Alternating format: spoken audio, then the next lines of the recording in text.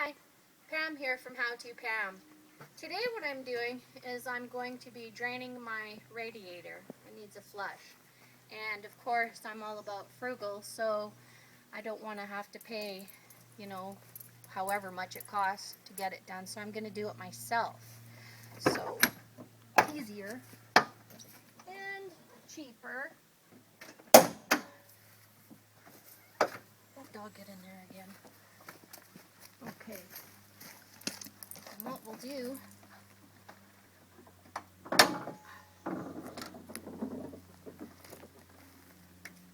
so what we're going to do is I'm going to drain it. Yeah, and I need a container to put it in. And again, you don't want to let it go into the ground. It's not environmentally friendly. And you need something that you can store it in because it's got a sweet smell and flavor and it's poisonous to the wildlife. So you want to make sure you've got a fairly decent container to put it in. And I was able to find one in the junk, but it's not, probably not meant for that. So I'm going to make it for it. And I'm going to take my Dremel and cut around here so that I can slide it under and drain the fluids from the radiator into here.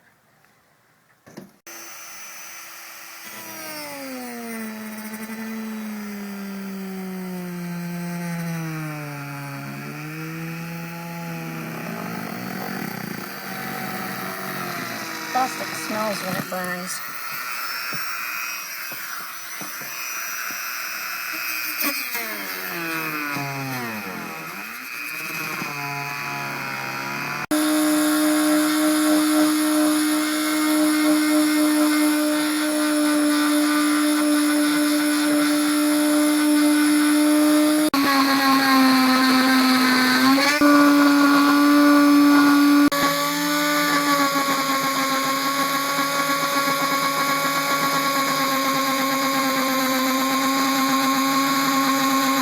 Thicker.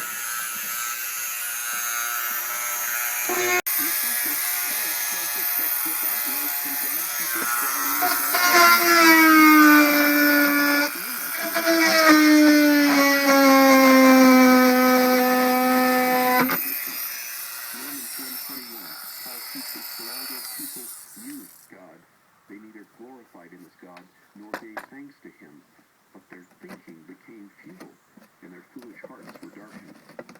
God wants you to have the light of Jesus today. Ta-da! I did it. Okay, so I got my piece off. I had to do two, but you can see, I mean, it was, out in the junk, so it's dirty, so I'm going to have to clean it up, and then we're good to go. Alright? We'll see you in a little bit. Alright, see how dirty that is? So I'm going to clean it up because there was like oil, and I'm going to use some gasoline. Gasoline cleans a lot of icky stuff. And he wants you to have it today. It matters a great deal whether we have Jesus as God's light. Maybe you're asking another question. Okay, so I'm cleaning it out now that I've got rinsed it with gasoline. Because I'm going to be using it to put the antifreeze in there.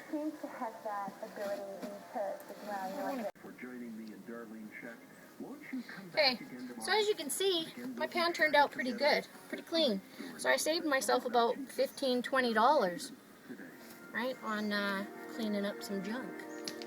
So what I'm going to do is I'm just going to put this under where my rad so I can drain it. But if you want to come over here, oops, I'll show you.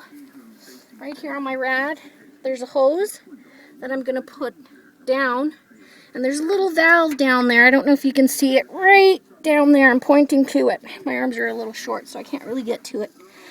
And that has to be turned to open it to allow the fluids to come out, to drain into my pan. And then I come over. Okay, so we take this hose out.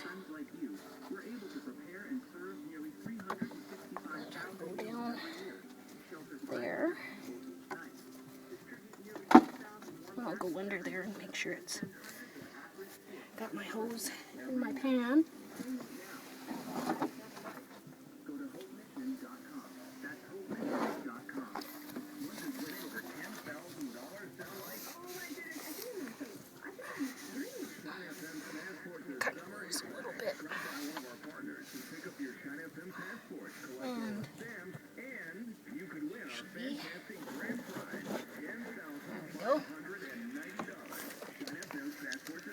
I'm going to open the valve, but before I do that, I'm going to undo this.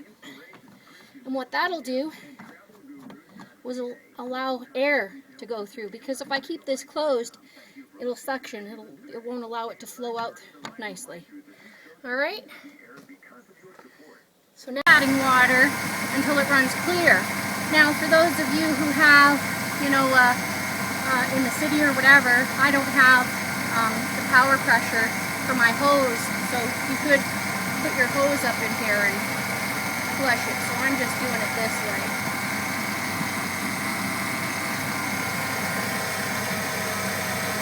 And so it's probably going to take a few of these before it runs clean.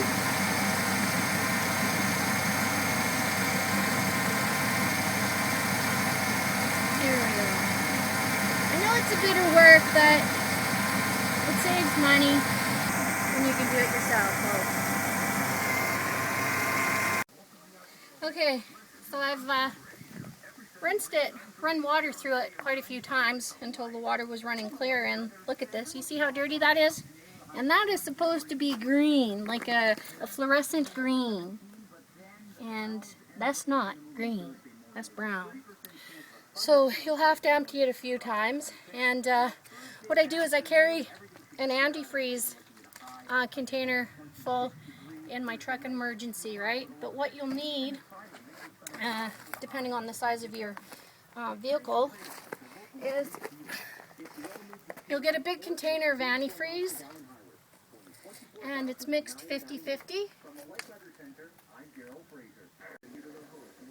So that's you'll add 50-50, and let me move this out of the way.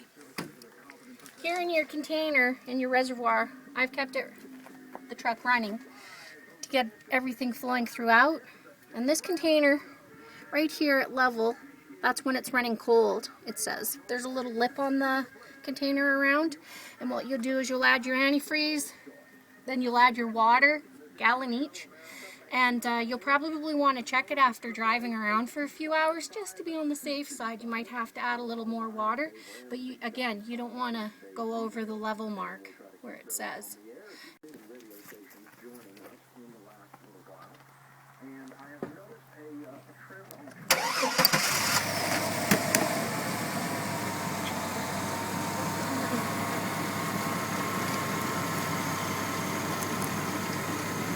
So as the truck's running, everything's going to circulate throughout, and then you're going to watch and just add a little more water, a little bit at a time, and then you stop and let her circulate.